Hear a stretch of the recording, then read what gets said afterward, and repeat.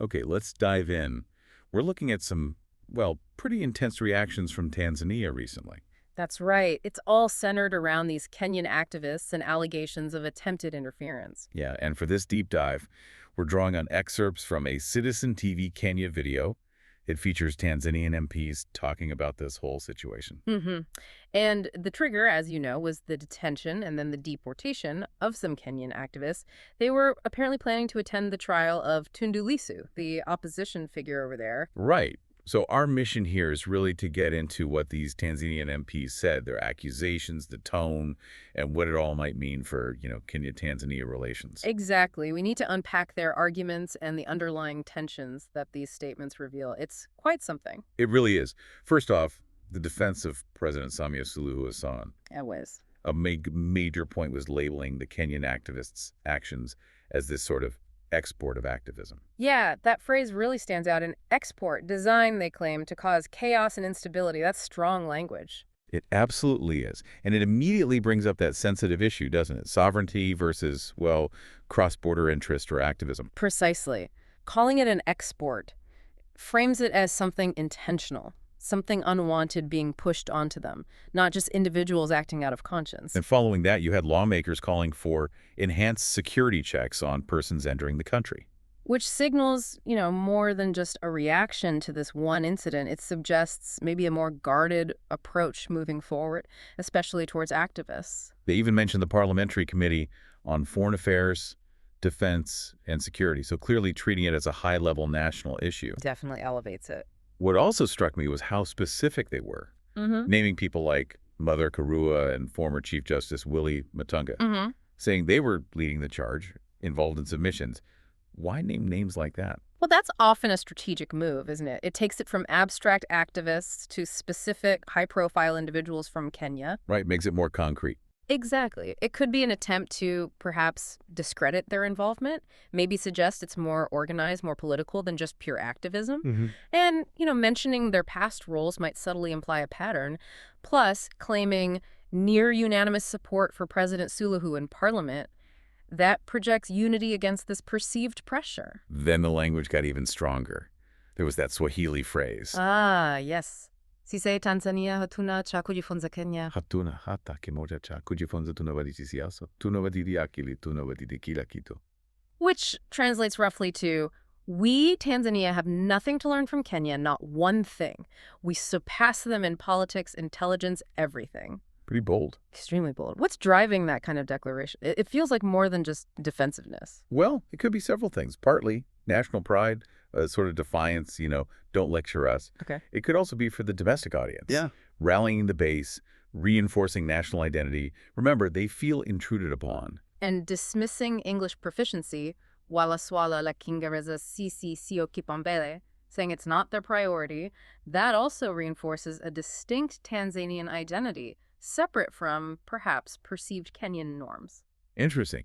But then they made a point to differentiate, didn't they? They did. Hatuna ugomvi na Wakenya wa kawaida, tuna ugomvi na wanaharakati, meaning we don't have a problem with ordinary Kenyans, only with the activists. Yeah, that's a classic diplomatic move, trying to contain the fallout. How so? Well, by drawing that line, they're trying to criticize the specific actions without damaging the broader relationship with Kenya as a whole, the trade, the people-to-people ties.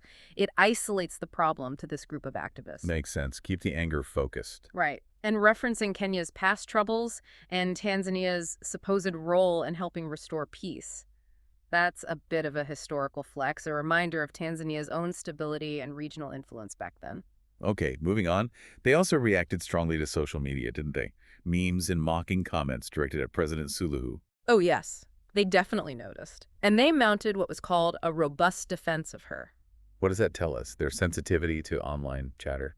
It shows how much the online space matters now in international relations. It's not just diplomatic notes anymore. Public perception, online narratives, they're crucial. So when they urged state agencies to clamp down on those, they labeled imported dissent. They're trying to control that narrative, essentially, to stop the spread of what they see as disrespectful or harmful content, even if it originates outside Tanzania. They also seemed keen to counter the idea that Tanzanians are asleep. Right. There was this message aimed at Tanzanian youth. Yeah, saying they're raised on their father's principles like father like son, Yeah. taught patriotism, courage, how to make money honestly, not by... That's simple people selling words online, basically. And condemning the tabia mbaya, the bad behavior of making mapicha si mazuri, those not good pictures, to bully President Hassan. It really shows a deep concern about respect for leadership, national values, and how the younger generation behaves, especially online. It's about projecting a certain image of Tanzanian society. But despite all this strong reaction, the deportations, they pushed back hard against the authoritarian label for President Suluhu. They did. They were very clear on that distinction. Quoting again, Raisamia hapingi wana harakati, anapinga kuingiliwa na wana harakati. She doesn't oppose activists. She opposes interference by activists. And Anapinga Upurashaji, she opposes distortion or misinformation. So the argument is, it's not about silencing dissent within Tanzania. It's about stopping foreign meddling and lies. How should we read that? It's an attempt to frame their actions as legitimate defense of sovereignty, not suppression, saying, we welcome activism, just not your activism interfering here. Right. But then you get that very stark warning. Tanzania isn't a place kila mtu anaweza kwenda kujisaidia na kutoka, where anyone can just come, relieve themselves, and leave. That's blunt. Very blunt. It underscores a really firm line against perceived disrespect. And that final declaration about unity, Hakuna kiumbe chochote kinaweza kuligawa taifa hili.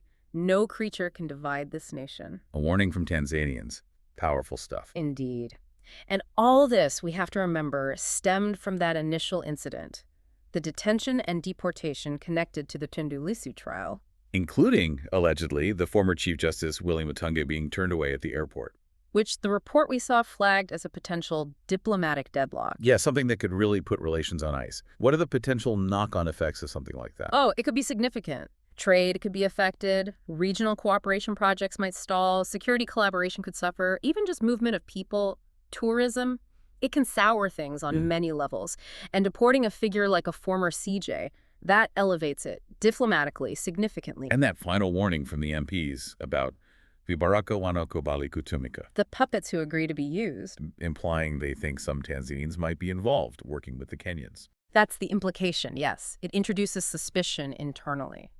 Labeling people puppets suggests they're not genuine actors, just tools for outsiders. It can create a chilling effect, make people wary. Vibaraka is a very loaded term. So let's just wrap the main points. We've got Tanzanian MPs strongly defending President Suluhu, framing Kenyan activists' actions as interference aimed at destabilization. Asserting national pride, making a careful distinction between activists and ordinary Kenyans. Reacting strongly to online criticism, rejecting the authoritarian tag, while emphasizing sovereignty. And issuing stark warnings against interference and division, all triggered by the activist deportation incident. And carrying, as you said, a real risk for diplomatic relations. Absolutely. This whole episode really throws that fundamental conflict into sharp relief, doesn't it? Which conflict is that? The tension between a nation's absolute right to sovereignty, to manage its own affairs, and the push for universal human rights, cross-border solidarity, and activism in an interconnected world. Where does one end and the other begin? Yeah, it's a tricky balance. One side sees protecting borders, the other sees defending rights. Exactly. And these statements from the Tanzanian MPs showed just how sensitive that balance is and how quickly things can escalate when it's disturbed. It's definitely something to watch. It really is. So maybe a final thought for you, the listener. How do nations navigate this in a world that's more connected than ever? How do you protect your own house, your sovereignty, while still engaging with global norms about rights, about activism, about the free flow of ideas? It's a huge question. There are no easy answers. And this whole situation between Kenya and Tanzania, it's a really vivid example of just how complex that challenge is.